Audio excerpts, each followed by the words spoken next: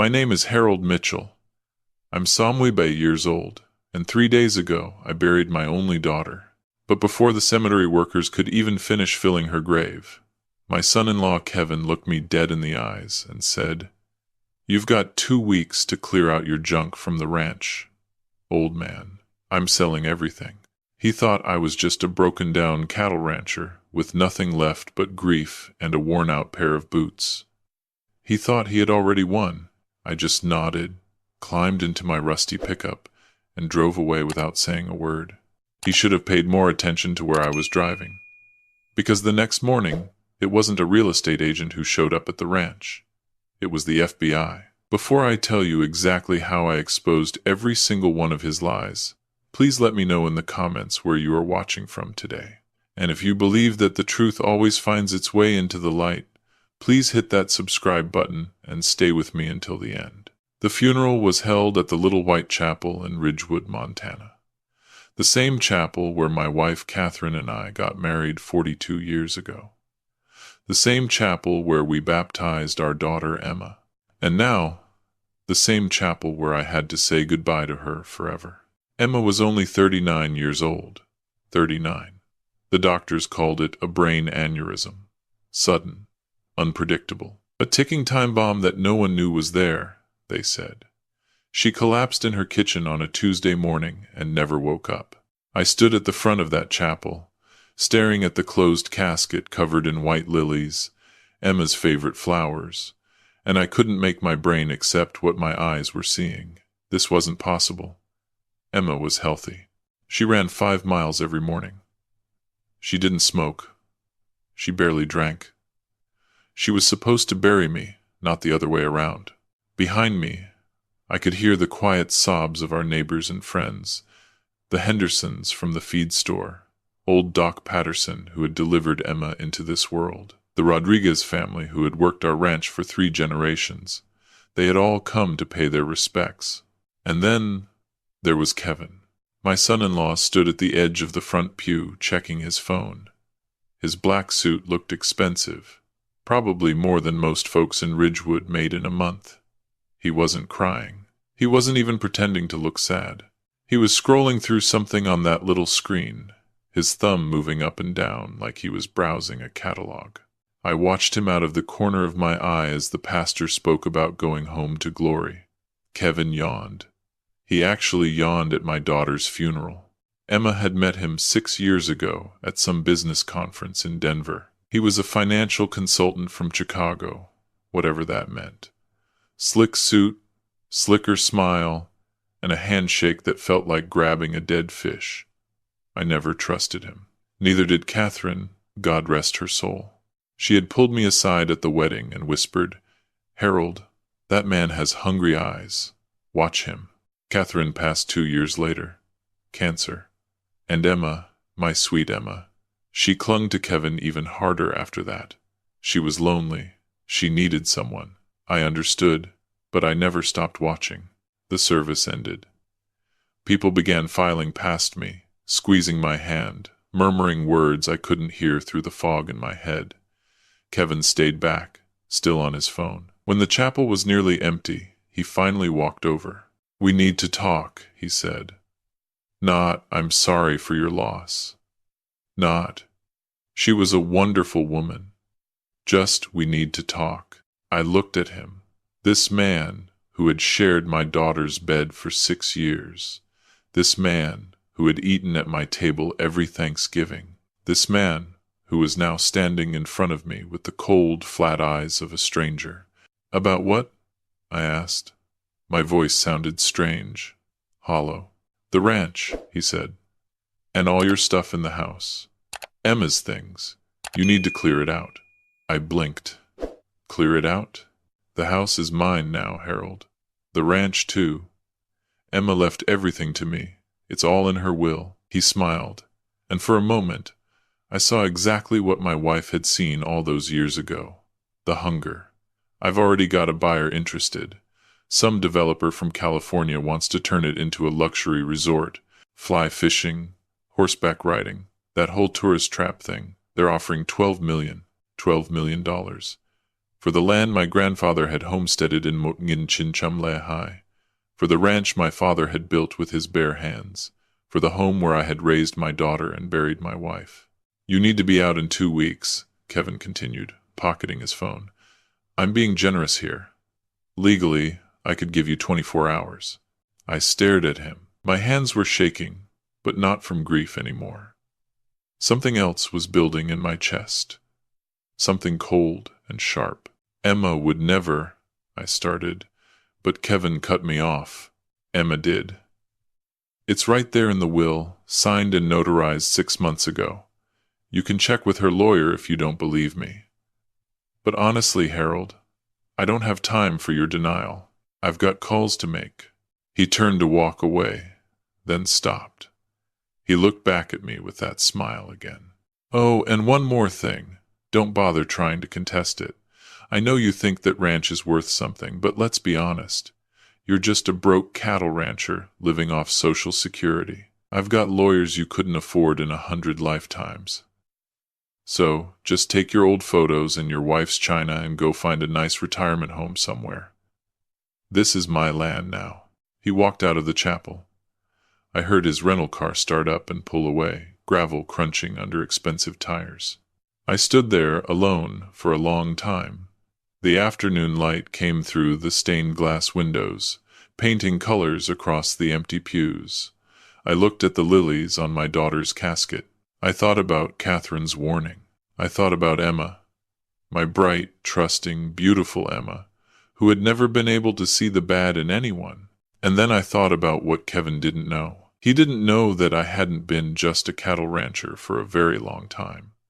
He didn't know about the survey team that had come through in Haingin Latam. He didn't know about the meeting I had taken with the executives from ExxonMobil 3 years later. He didn't know about the Bakken Formation. He didn't know that underneath those 12,000 acres of pasture land and pine forest sat one of the largest untapped oil and natural gas reserves in the entire state of Montana. And he definitely didn't know about the Catherine Mitchell Family Trust, the ironclad legal structure my wife and I had created to protect everything we had built, a trust that I controlled completely, a trust that made his fancy California developer deal worth exactly nothing. Kevin thought he was kicking out a helpless old man. He had no idea he had just picked a fight with someone who could buy and sell his whole family tree without blinking. I walked out of that chapel and got into my truck. I didn't go home.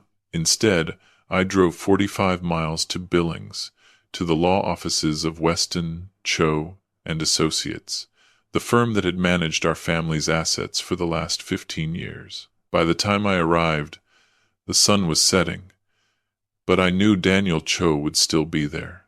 He was always there. Daniel met me in the lobby. He was a small man, Korean-American, with wire-rimmed glasses and the sharpest legal mind in the state.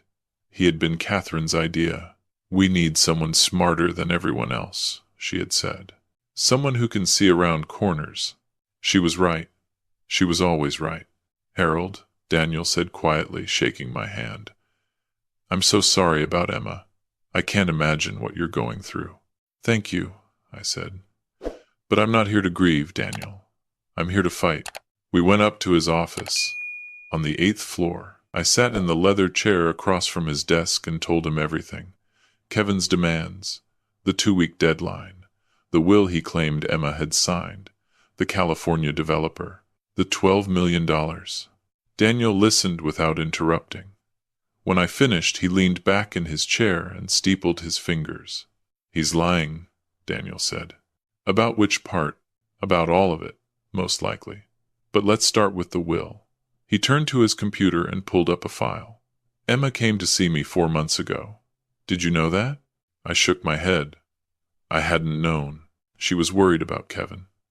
She said he had become secretive, paranoid. He was taking calls at odd hours, going on business trips that didn't add up. She asked me to run a background check. Daniel paused. Harold, Kevin's real name isn't Kevin Marshall. It's Kevin Marchetti. He has 3 prior marriages, all to women with significant assets. All 3 ended badly. 2 of those women are dead. The room went very still. Dead? I whispered. One was a car accident. The other was a fall down a flight of stairs. Both were ruled accidental. Both happened within 2 years of their marriages.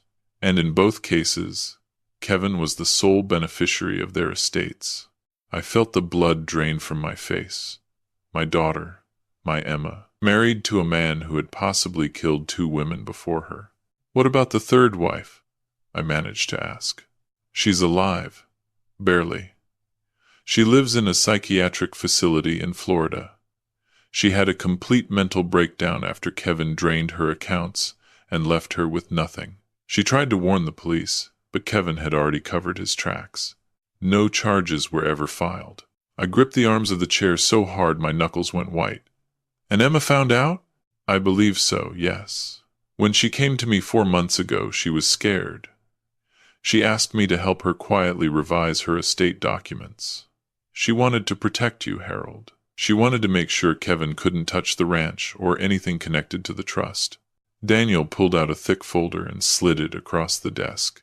This is Emma's real will. The one she signed in this office, witnessed by 3 of my partners, notarized and filed with the county clerk. It's dated 4 months ago, 3 weeks after she asked me to investigate Kevin. I opened the folder with trembling hands. I saw Emma's signature at the bottom of the page, neat and precise, just like her mother's. I saw the language clearly stating that 100% of her personal estate, everything outside the family trust, was to go to me. And I saw the clause that specifically, explicitly disinherited Kevin Marshall, also known as Kevin Marchetti, on grounds of fraud and concealment. She knew, I said, my voice breaking. She knew what he was. She knew, and she was planning to leave him. She filed for divorce the same week she signed this will. The papers were served 3 days before she died. The room spun around me. 3 days. My daughter had been murdered 3 days after she tried to escape. Harold, Daniel said gently, I don't think Emma died of a brain aneurysm. I think Kevin killed her, just like he killed the others. I sat in that office for 3 hours. We went through everything. Kevin's criminal history, his aliases, his offshore accounts in the Cayman Islands, the 2 previous wives and the patterns that connected their deaths, the sudden, convenient timing of Emma's collapse. And then Daniel told me about the trust. Kevin has no idea what he stepped into, Daniel said. He thinks he's inheriting a cattle ranch worth maybe $12 million to some developer. He doesn't know about the mineral rights. My grandfather had been a smart man. When he homesteaded that land in Mutngin Chinchumlehai, he made sure to claim not just the surface, but everything underneath it. The grazing rights, the water rights, and the mineral rights, all of it passed down through the generations, all of it eventually placed into the Catherine Mitchell Family Trust, when my wife and I realized what we were sitting on. The current estimated value of the untapped reserves under your property, Daniel said, reading from a report, is between $800 million and $1.2 billion. $1 billion. Kevin thought he was stealing a $12 million ranch. He had no idea he was trying to steal $1 billion oil field that he could never, ever touch because he had never been named in the trust. What do we do now? I asked. Daniel smiled.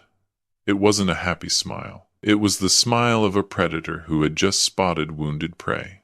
Now, he said, we call some friends of mine at the FBI, and then we watch Kevin destroy himself. The investigation moved faster than I expected. Daniel's contacts at the FBI were very interested in Kevin Marchetti, especially when they learned about his previous aliases and the convenient deaths of his former wives. Within 48 hours, they had a full task force assembled. They pulled records from 3 states. They interviewed the surviving third wife in Florida. They subpoenaed Kevin's financial records and found a web of shell companies, fraudulent investments, and stolen funds that stretched back over a decade. But the most damning evidence came from the most unlikely source, Emma's phone. Kevin hadn't thought to destroy it. Why would he? He thought he had gotten away clean. He thought Emma's death was just another tragic accident, another heart-wrenching story that would make everyone feel sorry for the grieving widower. But Emma had been smart. Smarter than Kevin ever realized. In the weeks before her death, she had been secretly recording their conversations. She had saved text messages, emails, and voicemails. She had documented everything, including the conversation where Kevin talked about how easy it had been to get rid of his previous wives. The first one was the hardest, Kevin's voice said on the recording, as casual as if he were discussing the weather. I was young, nervous. But after that, it gets easier. You learn what works. You learn how to make it look natural. Emma's voice came next, trembling but steady. And you're planning to do the same thing to me? Kevin laughed. Baby, you're different. You've got that ranch, that land. Your dad's got to be sitting on something with all that property. I just need to figure out how to get to it. The old man can't live forever. The recording ended. Daniel played it for me in his office, and I had to grip the desk to keep from falling. My daughter had known. She had known she was married to a killer, and she had been trying to gather enough evidence to stop him, but she hadn't been fast enough. Kevin, meanwhile, was busy destroying himself in public. He had no idea that the FBI was building a case against him. He had no idea that Emma's real will had already been filed with the probate court.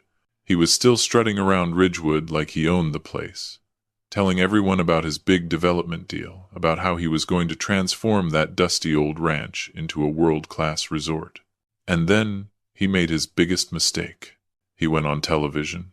A reporter from the local billing station had picked up on the story. Some whispers in town about the out-of-state son-in-law trying to sell off a historic family ranch. Kevin saw it as an opportunity, a chance to control the narrative. I watched the interview from Daniel's office. Kevin sat on the couch of the ranch house. My ranch house. Wearing a sweater that probably cost more than most people's rent, dabbing at his eyes with a tissue. It's been so hard, he told the reporter, his voice cracking perfectly. Emma was my everything. And now, on top of losing her, I have to deal with her father trying to take away the only thing I have left of her. The reporter leaned in, all sympathy. You're saying Harold Mitchell is contesting the estate? He's harassing me, Kevin said. He never accepted our marriage. He never thought I was good enough for his daughter. And now that she's gone, he's using his wealth and his connections to try to steal what Emma wanted me to have. He paused, looking directly into the camera. I'm just a simple man from Chicago trying to honor my wife's memory. And this powerful local rancher with all his land and all his lawyers is trying to crush me. How is that fair? How is that right? He was playing the victim, the poor outsider against the wealthy local establishment. He was betting that middle America would side with him against the rich old rancher. What he didn't know was that the FBI was recording his entire interview. What he didn't know was that every lie he told on camera was another count of fraud. What he didn't know was that at that exact moment, agents were executing search warrants on his apartment in Chicago, his storage unit in Denver, and his safe deposit box at a bank in Wyoming. And what he definitely didn't know was that I was about to walk into that ranch house with Daniel Coe, 2 FBI agents, and the original copy of Emma's real will. The confrontation happened 6 days after Emma's funeral. The television interview had aired the night before. Kevin was feeling confident. He thought he had turned public opinion in his favor. He was already on the phone with the California developers when I knocked on the door. He opened it with a smirk on his face. Then he saw who was standing behind me, and the smirk disappeared. What is this? He demanded. You can't be here. This is my property. I'll call the police. Please do, said Agent Morrison, a tall woman with steel gray hair and the flat eyes of someone who had seen every kind of evil humanity could produce. Save us the trouble. We walked past him into the living room, the room where Emma had taken her first steps, the room where Catherine and I had celebrated 40 years of marriage, the room that this man thought he could take from me. Daniel Cho placed his briefcase on the coffee table and opened it with a click. Mr. Marchetti, he said, and Kevin flinched at the use of his real name. I am Daniel Cho, legal counsel for the Catherine Mitchell Family Trust. These agents are from the FBI's white-collar crime division. They have some questions for you regarding wire fraud, identity theft, and the suspicious deaths of 2 women in Colorado and Arizona. Kevin's face went from confident to confused to terrified in about 3 seconds. I don't know what you're talking about, he stammered. My name is Kevin Marshall. There must be some mistake. Agent Morrison stepped forward. Kevin Marshall is an identity you purchased from a deceased infant in Mutngin Chincham. Your real name is Kevin Marchetti. You have 3 previous marriages, all to wealthy women, 2 of whom are now dead. You have outstanding warrants in 2 states. And as of this morning, we have enough evidence to charge you with conspiracy to commit murder in the death of Emma Mitchell. Kevin's legs buckled. He grabbed the back of the couch for support. Murder? He whispered. No, that's insane. Emma had an aneurysm, the doctors said. The doctors said what you paid them to say, Agent Morrison continued. We've already arrested Dr. Richard Hollis in Bozeman. He's cooperating fully. He's told us all about the phenobarbital you asked him to prescribe under a fake name. He's told us about the cash payments. He's told us about the phone call you made to him the morning Emma died, asking if the package had been delivered. I watched Kevin's face as each piece of evidence landed like a hammer blow. The phenobarbital, the bribe doctor, the morning phone call. He had been so careful. He had covered every track. But he had made one fatal mistake. He had underestimated my daughter. Daniel pulled out Emma's phone and placed it on the table. Emma recorded you, he said simply. She knew what you were planning. She documented everything. Your conversations about your previous wives. Your plans for the old man. Your discussions about how to access the ranch. He paused. She also recorded the conversation where you talked about the medication you were putting in her coffee. Kevin's mouth opened and closed like a fish gasping for air. That's not possible, he choked out. She didn't know. She couldn't have known. She knew everything, I said. It was the first time I had spoken since we entered the room. My voice was quiet, but it carried across the silence like a gunshot. My daughter was smarter than you, Kevin. She always was. She just loved too much. She wanted to believe the best in people. But when she finally saw what you really were, she didn't run away and hide. She fought. She gathered evidence. She changed her will. She filed for divorce. I stepped closer to him, close enough to see the sweat beading on his forehead. She was trying to protect me, Kevin. She was trying to make sure that when you finally killed her, like you killed the others, you wouldn't be able to touch a single thing that mattered. And she succeeded. Because of her, you get nothing. The ranch is mine. The trust is mine. And right now, the only thing you're inheriting is a prison cell. Agent Morrison moved forward with the handcuffs. Kevin Marchetti, you are under arrest for the first-degree murder of Emma Rose Mitchell, as well as conspiracy charges related to the deaths of Diane Marchetti in Haingen-Lamwermote and Sandra Cole in Haingen-Lamwerlum. You have the right to remain silent. Kevin started screaming as they cuffed his hands behind his back. This is a setup. He's framing me. He's a rich old man and he's framing me. You can't believe him.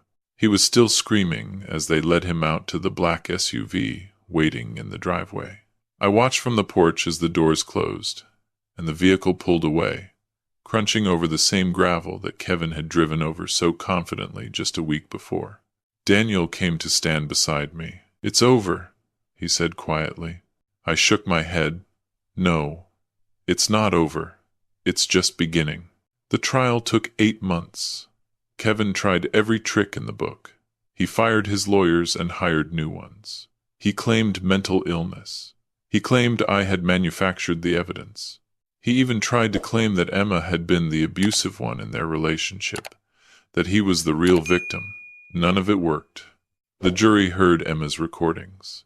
They heard the testimony of Dr. Hollis, who broke down crying on the stand when he described how Kevin had blackmailed him into prescribing the phenobarbital. They heard from the third wife, Sarah Chen, who had flown in from Florida to testify despite her fragile mental state. They heard from the medical examiner who had exhumed the bodies of Diane and Sandra and found the same telltale signs of phenobarbital poisoning that had killed Emma. And they heard from me. I sat in that witness chair and looked directly at the man who had murdered my daughter. He looked smaller somehow.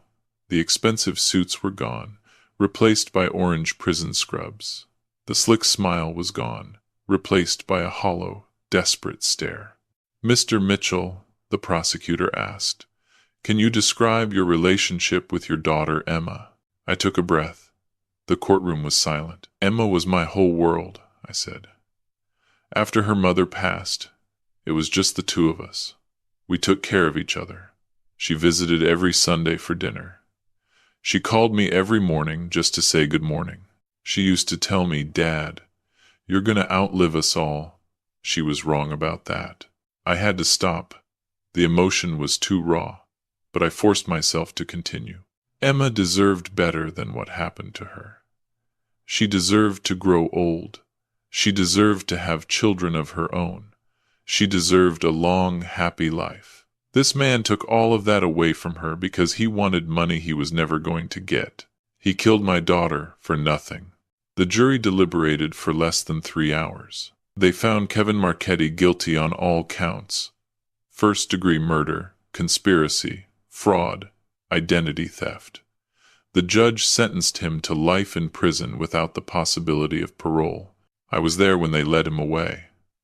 He turned and looked at me one last time, and I saw something in his eyes that hadn't been there before. Fear. He finally understood what he had done. He finally understood that he had destroyed his own life by trying to destroy mine. I didn't feel joy. I didn't feel satisfaction. I just felt tired. But there was one more thing I needed to do. 6 months after the trial ended, I stood in front of a crowd of about 200 people on a patch of land at the edge of my property. The land where Emma used to ride her horse as a little girl. The land where Catherine and I used to watch the sunset together. The land that Kevin had tried to steal and sell to strangers. The crowd was a mix of locals and officials.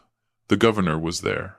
So were the Hendersons and the Rodriguez family and old Doc Patterson. Reporters had come from as far as Chicago and New York. I stepped up to the microphone. In front of me was a large sign, covered by a white sheet.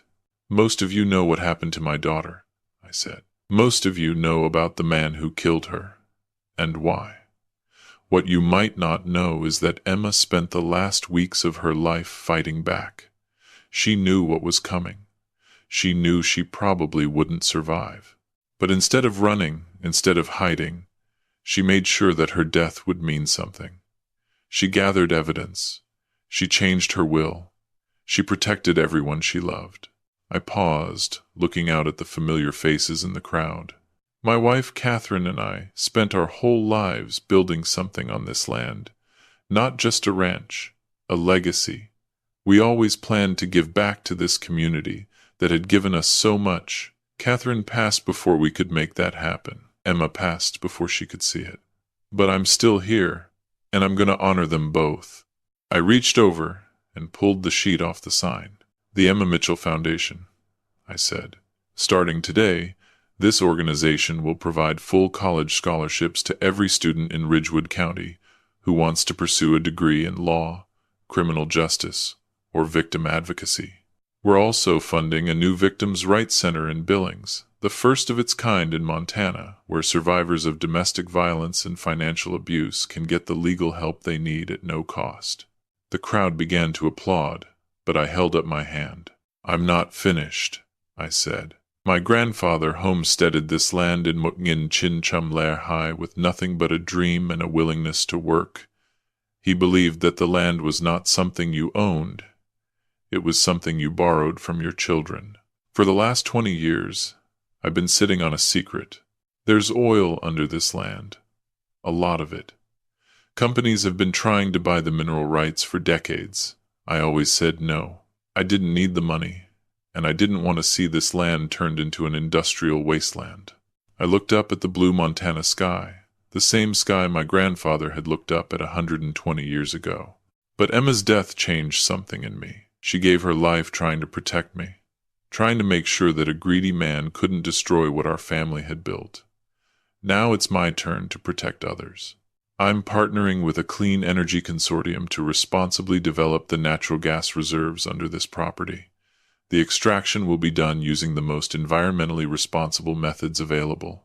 And 100% of my share of the proceeds, which over the next 20 years is estimated at over $600 million, will go directly into the Emma Mitchell Foundation. The applause this time was deafening. I saw people crying. I saw people hugging each other. I saw the governor shaking his head in disbelief. I stepped back from the microphone. Daniel Cho was standing nearby, and he gave me a small nod. The same nod he had given me in his office that first night. When we had begun this long journey, I walked away from the crowd, toward the old oak tree where Catherine was buried, next to the spot where Emma now rested. I stood between their graves, my hand on each headstone. I kept my promise, I said quietly. Both of you. I protected the land. I protected our legacy. And I made sure that Emma's death meant something more than just grief. The wind rustled through the leaves of the old oak, and for a moment I could almost hear their voices. If there is one thing I have learned through all of this, it is this: never underestimate the quiet ones. The world is full of Kevin Marquettes, people who measure your worth by what they can take from you. They are loud and confident and absolutely certain that they are the smartest person in any room. But real strength is not loud. Real strength is built in silence. It is built on love, on loyalty, and on a willingness to fight for what matters, even when the odds seem impossible. Greed always destroys itself. It overreaches. It underestimates. It assumes that everyone else is as hollow and selfish as it is. And the truth, well, the truth just waits. It waits in recordings and documents, and the memories of people who refuse to forget. It waits for its moment to step into the light. Thank you for listening to my story. Now I have to ask you, what would you have done in my shoes? Would you have seen the warning signs in Kevin? Have you ever been underestimated by someone who only saw the surface and completely missed who you really were inside? Let me know your story and where you are watching from in the comments below. And please, don't forget to like this video and subscribe to our channel so I can continue to share these stories with you. Your support means everything to me.